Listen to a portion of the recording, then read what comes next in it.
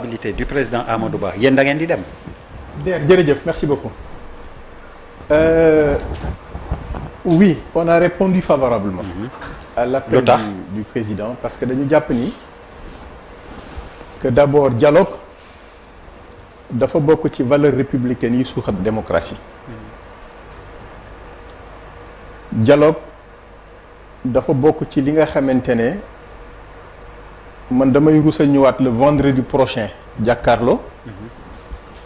Dialogue bi nekkoon mercredi et que j'y suis pas allé ma ñëw di encore am ay réserves wala ay critiques à l'endroit des actions du gouvernement ñu ne ma tu as raté le coche hier. Dialogue dafa bokk ci li nga xamante ne de mon point de vue ça n'a rien à voir ak dugg ci gouvernement war faa occuper portefeuille ministériel wala direction générale wala lu mu mënti doon. ñu jàpp ni les TDR les termes de référence yi nga xamante ne yónnee nañu ko le président Amadou Ba objectif u dialogue bi dañu ne ils veulent discuter du système politique de manière globale c'est ça l'objectif général avec plusieurs objectifs spécifiques ci objectifs spécifiques yi mon ami Diagne am na lu mu évoqué léegi notamment le statut de l'opposition mais xam naa ne jamono yi moom Thierno Alassane Sall est-ce que ëppalewul militant waa APR parce que il fait vraiment de l'opposition autrement dit ça c'est un coup sous la ceinture non. Autrement dit. non grand l'intérêt du dialogue foofu la ne. mais juste pas de l'affaire. non c'est vrai non mu bokk la paire. ah mais non si. mu bokk la paire coalition Boun Abdallah. mais il dit que ils sont solidaires. Il est fidèle aux idéaux. défense c'est normal. ñoom ñoo àndoon. mani defal ndànk damay dugg foofu munoo bokk jël benn parti boo bokk yaa may dégg ñëw fekk yow war ne woo sa parti moom mooy kii nga jékki-jékki xool beneen parti boo xam ne yéen a ànd 12 ans nga ne ñoom ñooy chef de l'opposition c'est-à-dire que ci parti boobu nga bokk indirectement nan waxante dëgg nee na APR mooy.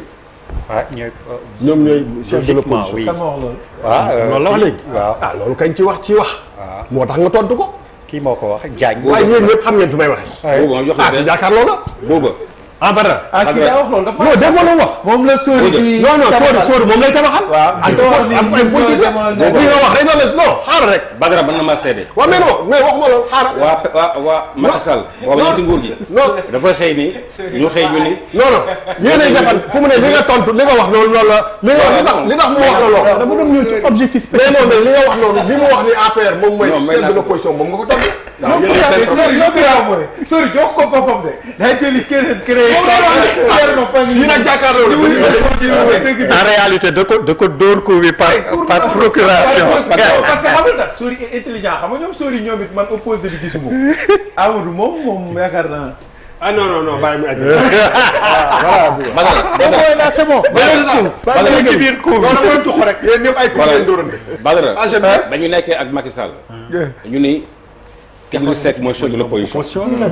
J'ai dit non. waaw mais grand. L'opposition c'est le chef de l'opposition c'est Ablaye Wade. waaw mais. allez sori bàyyil ñu Voilà. bàyyi sori D'accord. mu continue. donc je disais que ci objectif spécifique yi. la question du statut de l'opposition daf ci bokk. oui ci objectif spécifique yi ba tey identifier nañu ci l'inscription automatique. sur le fichier électoral. dès que tu as l'âge de vote. oui 18 ans ñu dugal la waay. bokk na ci également ci objectif yi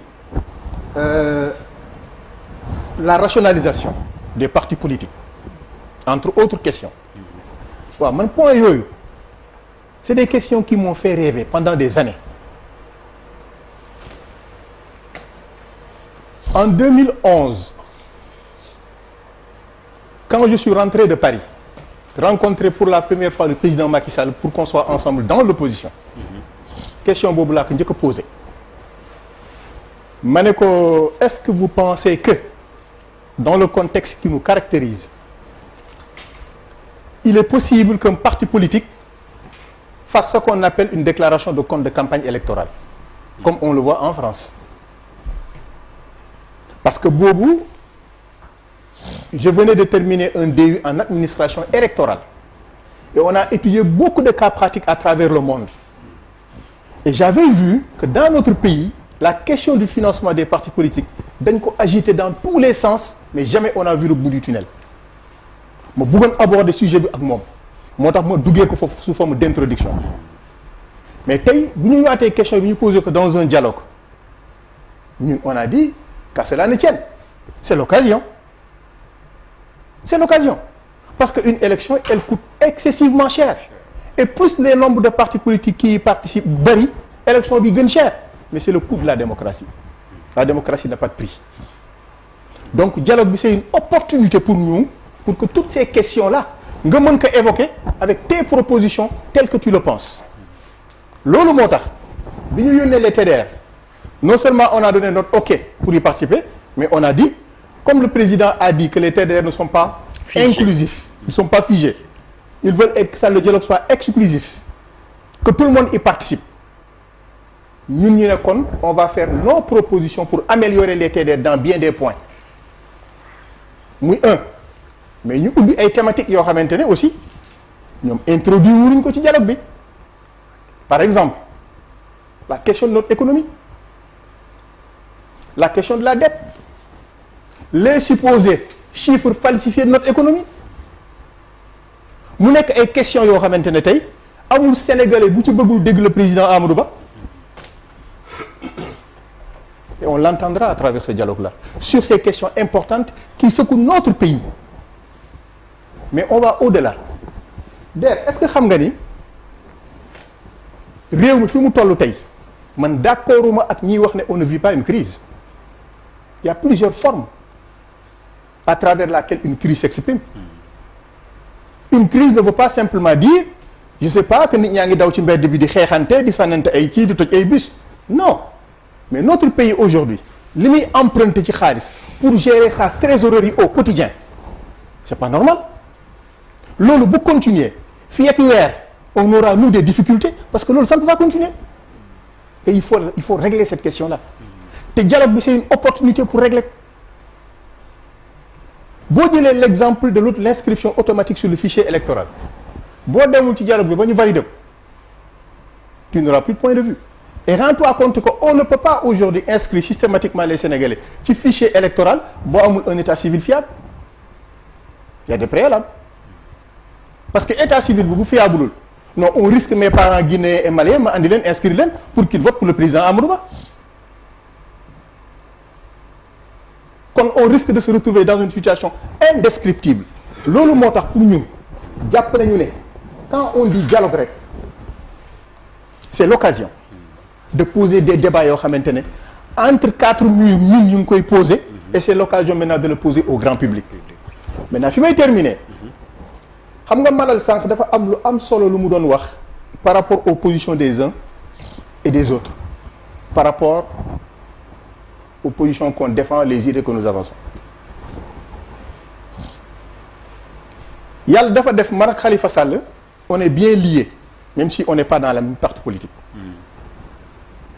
jour bi ñu koy libéré de prison jour boobu la ñu ma déchargé de mes responsabilités de directeur général mu juróon coow lu rëy mais man j'ai toujours défendu un meeting à Fatick que président Macky Sall dafa war a génnee loxoom ci dossier wu Khalifa Sall et qu'on laisse la justice s'exprimer librement c'est juste pour lui donner un exemple que Sori n'est pas de ces hommes politiques qui se compromettent la position d'hier parce que tout simplement tu es confortable et tu la défends et dès que tu renonces à cette position tu reviens là-dessus non et moo tax suñu ànd ak le président Amadou Ba nekk ànd boo xamante ne ci nawle la tegu contrairement à ce que les gens pensent parce que le président Amadou Ba kii Gadiaga mu ngi koy wax léegi il est en bas il fait pas de l'opposition c'est tout au contraire gis nga ba ñi ñu jàkkaarlool ñi ñu jàkkaarlool.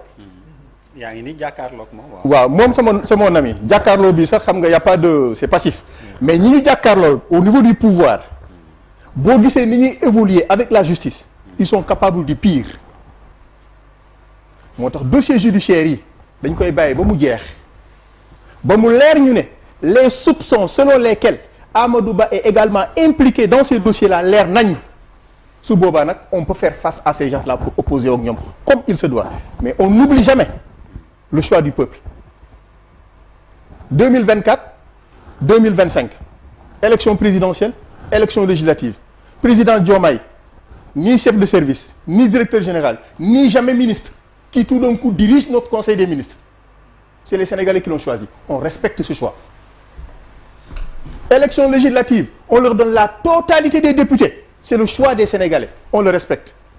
Le Sénégalais bëgg qu'on se mette à leur place maintenant pour défendre ou pour... Non. Dañuy defal li ñuy doxal en fonction nous de ce que nous pensons qu'il faut faire. En construisant notre parti, Sénégalais yi approprié wu ko, ñu développer suñuy idée comme ni ñu ko bëggee ba jour bu ñuy déployer wu, les gens ne diront que gongo. Loolu nag c'est un choix. Et c'est ce choix que nous avons fait. Ok. Président Thiam. waaw merci beaucoup foog ma Bouba foog ma may la tuuti kii cabaxal